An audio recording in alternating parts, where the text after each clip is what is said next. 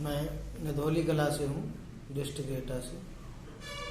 और मेरी वाइफ है, इनकी तबीयत खराब है। जैसे कि डॉक्टर ने बताया कि इनकी किडनी खराब है, तो कुछ लोगों से सलाह मिली। एक हमारे नधौली कला में है मास्टर साहब गुप्ता जी, उन्होंने सलाह दी, तो फिर हम वैद्य जी के पास आए। अब आगे जो भी है वैद्य जी बताएंगे क्या करना है, कैसे करना है, तो आगे समझेंगे। जो नधौली कला में अमित गुप्ता जी हैं जी, उनका डायलिसिस कितने समय से बंद है? उनका तो वैसे अब इतनी ज़्यादा जानकारी नहीं है, मेरी डायरेक्ट बात नहीं हुई उनसे, पापा जी की बात हुई थी। फिलहाल उनका बंद है, अपना पढ़ा रहे हैं, जा रहे हैं स्कूल। फिलहाल कोई दिक्कत नहीं है उनको, अभी दवा तो चल रही है जो भी आपने बताई थी उनकी। ये है, उनका डायलिसिस 2020 अप्रैल से बंद है। 2020 अप्रैल से बंद। हाँ, और जो एक और हैं जितेंद्र यादव जी, वो भी आप ही के यहाँ के हैं, उनका 2015 से डायलिसिस बंद है। वो ट्रांसप्लांट के लिए भी गए थे दिल्ली एम्स में, तो वहाँ 2 लोगों का ट्रांसप्लांट हुआ, एक बच्चा एक औरत, तो वो खत्म हो गए ट्रांसप्लांट के समय। तो उनके दिमाग में वही डर बैठ गया, तो वो भाग के आ गए, पैसे भी लेने नहीं गए जो जमा हुए थे। और अभी 7 साल से ज्यादा समय हो गया डायलिसिस बंद है उनका। अच्छा ये बताएं, जैसे बहन जी का डायलिसिस चल रहा है जी, तो डायलिसिस तो अभी शुरू हुआ? हाँ अभी शुरू हुआ है। इसके पहले इलाज करा रहे होंगे? जी इलाज करा रहे हैं। कितने समय से इलाज चल रहा था? इलाज चल रहा है समझ लो आप 2 साल से। 2 साल से। जब आपने इलाज शुरू किया था उस समय इनका क्रेटिनाइन कितना था? उस समय 3 पॉइंट कुछ था। 3 पॉइंट कुछ। तो आप जो इलाज करा रहे थे क्रेटिनाइन घटाने के लिए करा रहे होंगे जी। और जब इलाज कराते कराते डायलिसिस पे गए तब क्रेटिनाइन कितना था? तब तो बहुत हो गया भाई जी, 12 पॉइंट कुछ हो गया। 12 पॉइंट कुछ हो गया, मतलब 3 पॉइंट से बढ़ के 12 पॉइंट पहुंच गया। 2 साल में घटा नहीं, वो बढ़ता रहा। बढ़ा, दवा भी चलती रही, डॉक्टर भी देखते रहे, लेकिन वो बढ़ता रहा। और परहेज भी होता रहा। परहेज तो बराबर चल ही रहा है। हाँ, और पहले जो है ना इलाज हो रहा था क्रेटिनाइन घटाने के लिए जी, अब डायलिसिस हो रहा है क्रेटिनाइन घटाने के लिए। जितने भी लोग डायलिसिस करा रहे हैं उनका क्रेटिनाइन नॉर्मल नहीं हुआ अभी, लेकिन पेशाब जरूर बंद हो गया। तो अच्छा है कि आपके यहाँ पे 2 लोग उदाहरण बन गए, और मैं चाहूंगा कि आप भी इनको उदाहरण बना लें। उदाहरण आप ही को बनाना है, मुझे आपको नियम बताना है, उदाहरण बन जाएंगे, बिल्कुल 100% उदाहरण बनेंगे। और आपके अंदर डर तो आप नहीं होगा, क्योंकि आपके यहाँ पे जो लोग हैं वो खुद उदाहरण हैं। डॉक्टर बोलते हैं तो ये बात है जी कि दवा से आराम नहीं है जी, बात समझे आप। हाँ। 2 साल से इलाज चला रहे हैं, दवा से कोई आराम नहीं है। और ब्लड कम होता जा रहा होगा? ब्लड कम हो रहा है, अब डायलिसिस भी शुरू होना हो गई, तो दवा से कोई आराम नहीं है, तो फिर करें क्या आगे दवा चला के जी। अब देखिए, डॉक्टर का कहना है कि किडनी खराब हो गई। 100%। जितेंद्र भाई साहब को भी बोला था किडनी खराब हो गई, और अमित भाई साहब को भी बोला था किडनी खराब हो गई, लेकिन आज वो किसी भी तरह की दवाई नहीं खा रहे हैं, ना ही किसी तरह का डायलिसिस करा रहे हैं। फिर वो लोग जीवित कैसे हैं? डॉक्टर के हिसाब से तो किडनी खराब हो गई, वो बिना डायलिसिस के जिंदा नहीं रह सकता है, लेकिन वो डायलिसिस नहीं करा रहा है। और आम लोग जैसा खाना पीना करते हैं वैसे ही वो खाना पीना कर रहे हैं। वो फल भी खा रहे हैं, ताजे फल मौसम के, वो जूस वगैरह भी पी रहे हैं और अपना काम भी कर रहे हैं, मतलब किडनी खराब नहीं होती है। यूरिन आ रहा है जी, बहुत बढ़िया। या तो जिनका यूरिन नहीं आ रहा था उनका भी आने लगा, और इनका यूरिन आ रहा है, अभी तो शुरुआत है। यूरिन तो बराबर आया भाई जी, रात में 2 बार, कभी 3 बार, 2 बार तो टॉयलेट जाना ही जाना है जी। तो देखिए, यहाँ जो प्रोसेस होगी वो नेचुरल होगी। अभी जो है ना पानी निकाल रहे हैं, सिर्फ पानी निकाल रहे हैं, गंदगी नहीं निकाल रहे हैं। और एक जो सुई होती है उसके रास्ते गंदगी कैसे निकलेगी? सिर्फ पानी निकलेगा ना, गंदगी अंदर रह जाएगी। और गंदगी निकलने के लिए रास्ते बनाए भगवान ने, एक लैट्रिन का रास्ता, पेशाब का रास्ता, और यदि ज्यादा हो जाए गंदगी तो उल्टी होने लगती है। और इसके अलावा नाक से भी निकलती है, वो भी गंदगी है। हाँ, वो भी गंदगी। पसीना आता है जैसे गर्मी के मौसम में, वो भी गंदगी है।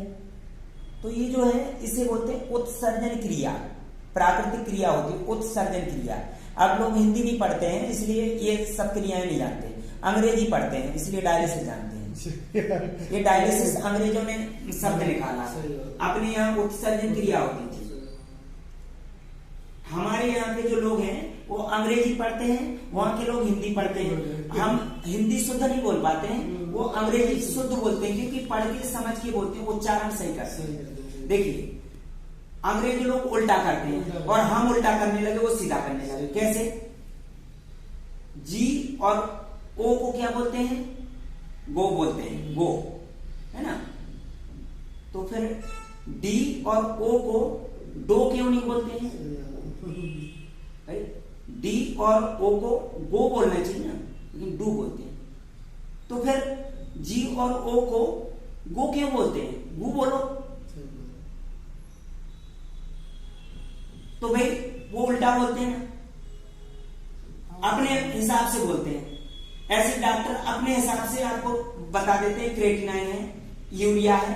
आपकी रिपोर्ट बताइए, उसमें समाधान दिया है, मैं बता देता हूं, ये भी देख लेंगे भाई साहब। रिपोर्ट में ही समस्या का समाधान है। आपको समस्या पे नहीं जाना, समाधान पे जाना। पॉजिटिव चीज कौन है? समाधान की समस्या। मतलब ये बताइए, जैसे आप परीक्षा देने गए हैं और आपके पास टाइम लिमिट है 2 घंटे की, है ना, तो आप कौन से सवाल हल करेंगे? जिन सवाल के उत्तर पता है अच्छी तरह से वो पहले हल करेंगे, जिसका पता नहीं है उसी में उलझे रहेंगे। सही पता है। क्रिएटिनाइन के बारे में आप जानते हैं कुछ? नहीं। और आप ब्लड के बारे में तो जानते हैं ना, ब्लड लाल होता है दिखने में, ब्लड खाने पीने से बनता है, ब्लड रस वाली चीजों से बनता है, जैसे गाजर का रस, चुकंदर का रस, अनार का रस और हरी सब्जियों से। अब ये बताइए क्रिएटिनाइन कौन सी चीज से बनता है? नहीं पता, तो फिर आप बार बार क्रिएटिनाइन क्यों देख रहे हैं? जिस चीज के बारे में पता है उस पर फोकस कीजिए। देखिए जी क्रिएटिनाइन तो डॉक्टर दिखा रहे हैं। हाँ, ये क्रिएटिनाइन बता रहा है कि इतना है 13.8 और होना चाहिए 1 पॉइंट के आसपास, है ना। यूरिया 251 है, होना चाहिए 16 से 60 के बीच में, है ना, या 50 के बीच में, है ना, ये होना चाहिए। अब आपको ये समस्या बता रहे हो, ये समस्या कभी खत्म नहीं होगी, है ना। 2 प्रकार की मक्खियां होती हैं, एक गंदगी खोजती है, गंदगी पे बैठती है तो वो बीमारी पैदा करती है, और एक होती है खुशबू खोजती है, खुशबू पे बैठती है, वो औषधि पैदा करती है। अब आप कौन सी मधुमक्खी को, कौन सी मक्खी को पसंद करेंगे? खुशबू खोजने वाली या गंदगी खोजने वाली? तो ये गंदगी खोजने वाली मक्खी मान लो, है ना। अब आपको ध्यान देना है इस पे। ये क्या दिया है? नहीं, आपका हीमोग्लोबिन वाली रिपोर्ट बताएं, ब्लड वाली। देखिए ये हीमोग्लोबिन, हाँ ये है, देखिए ये क्या बता रहे हैं? 9.9 है ब्लड। अब आप बोलेंगे ब्लड कम है, ब्लड चढ़वाओ, तो वो बोलेंगे नहीं, किडनी पेशेंट को ब्लड ज्यादा अच्छा नहीं होता, ज्यादा ब्लड अच्छा नहीं होता है। क्यों नहीं होता है? फिर इसमें क्यों लिखा है कितना होना चाहिए? ये स्वस्थ होने के लिए लिखा है कि 12 से 15। आप 12 के ऊपर ब्लड पहुंचा दो नेचुरल तरीके से, क्रिएटिनाइन एक्यूरेट नॉर्मल आ जाएगा, सब कुछ नॉर्मल आ जाएगा भाई, सारी समस्या खत्म हो जाएगी। इंसान को जिंदा रहने के लिए ब्लड जरूरी है कि दवाई? ब्लड कौन सी चीज से बनेगा? दवाई से या खाने पीने से? खाने पीने से। तो आप दवाई बंद कर दो और ऑटोमेटिक ब्लड बनना शुरू हो जाएगा। जैसे जैसे ब्लड बनेगा शरीर में ताकत आएगी, शरीर के सारे अंग एक्टिव हो जाएंगे, काम करने लगेंगे, और शरीर के अंग गंदगी को जरा सा भी शरीर में नहीं रुकने देंगे, कहीं ना कहीं से बाहर निकाल देंगे, और भगवान ने रास्ते बनाए गंदगी निकलने के।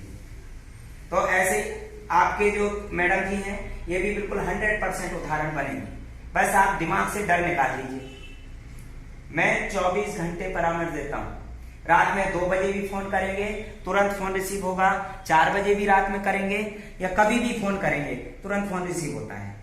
क्यों? क्योंकि मैं यदि नींद में हूं तो मैं तो नींद से जाके फिर नींद ले लूंगा, लेकिन पेशेंट जो है ना उसकी नींद टूटेगी तो ब्लड खर्च होने लगेगा, तो पेशेंट को नींद जरूरी है। और मेरे पास किसी भी तरह का मतलब डिग्री नहीं है, मैं डॉक्टर नहीं हूं। देखिए किसी तरह का डॉक्टर शब्द लिखा है, कोई डिग्री लिखी है? आप बताइए।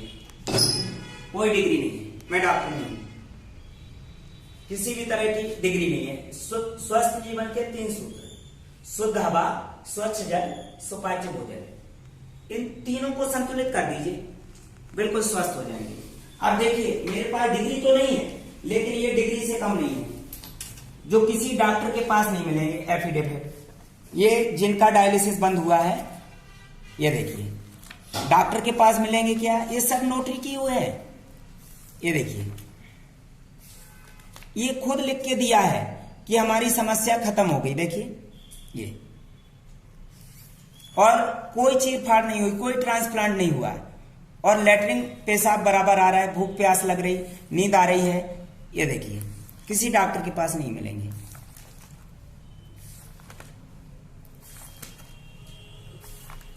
और आप बोले तो मैं भी इसी तरह से स्टाम्प पे नोटरी करा के लिख के दे देता हूं कि इनकी किडनी 1% भी खराब नहीं है, और दुनिया का कोई भी डॉक्टर झुठला नहीं सकता है। जब मैं लिख के दे दूंगा कि इनकी किडनी खराब नहीं है, 1% भी खराब नहीं है, और कोई डॉक्टर यदि आके मेरे सामने लिख के दे दे ऐसी स्टाम्प पे इनकी किडनी 1% भी खराब है, मैं 1 लाख रुपए नगद देने के लिए तैयार हूं। कोई डॉक्टर मेरे सामने आके बोले कि इनकी किडनी खराब है, और वो भी 1% भी खराब है। आपके अंदर जो डर है ना, कैसे निकलेगा?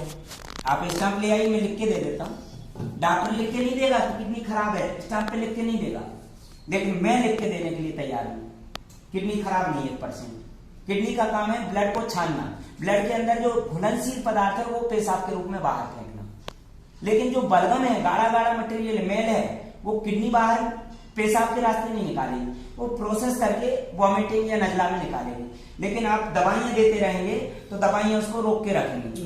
वो गंदगी कहाँ जाएगी? फेफड़ों में या नसों में या ब्रेन में। डॉक्टर मना करता है, उल्टी होगी तो दिक्कत बढ़ेगी। हाँ, जबकि हमारे यहाँ पेशेंट को उल्टी होती है, पूरा का पूरा टॉक्सिन निकल जाता है, सांस फूलना बंद हो जाती है, ब्लड पतला हो जाता है, और आप डायलिसिस कराएंगे तो ब्लड गाढ़ा हो जाएगा। जैसे जैसे पानी निकलेगा बीपी हाई हो जाएगा। तो जब बीपी समस्या है तो बीपी क्यों बढ़ा रहा है? पानी निकाल के, और बीपी बढ़ा रहा है और डोज दे रहे हैं। तो ये ड्रग ले रही थी अभी तक, अब ड्रग बंद, कोई दवाई नहीं लेना है, बीपी की दवाई की जरूरत नहीं, बीपी की दवाई बंद और टॉक्सिन बाहर। बस इनको जो चीज खाने पीने के लिए बताएंगे वो बराबर देना। मैं चाहूंगा कि आपके यहाँ 2 उदाहरण बन गए और ये भी उदाहरण बन जाए। मुझे एक एक करके उदाहरण बनाना है। मुझे मरीज नहीं चाहिए, मुझे समझदार लोग चाहिए। मेरे यहाँ 100 में से 10 लोग आते हैं समझदार, लेकिन उन 10 लोगों में से 1 लोग ही मेहनत करने वाला व्यक्ति होता है। समझदार तो है लेकिन मेहनती नहीं है सभी। कुछ लोग उनको नेगेटिव कर देते हैं, उनके रिश्तेदार, अरे भैया तुम नींबू पानी पी रहे, अरे भैया तुम नारियल पानी पी रहे। तो बताइए, नींबू पानी और नारियल पानी भगवान नहीं बनाया ना। इंसान को ही जरूरत है नींबू पानी नारियल पानी की। जानवर तो घास खाता है, उसमें चिकनाहट कहाँ होती है? आंतों में कोई चिपकता है गंदगी? बलगम उनको निकलेगा क्या? उल्टी होगी?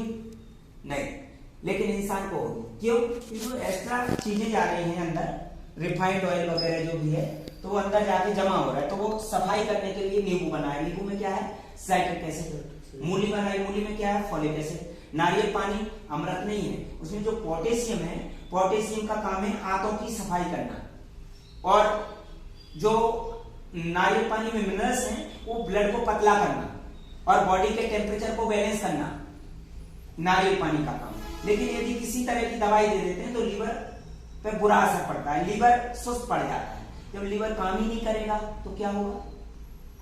देखिए, जैसे एक सिक्योरिटी गार्ड है, उसको पता है कि कौन से व्यक्ति को अंदर आने देना है, कौन से व्यक्ति को रोकना है।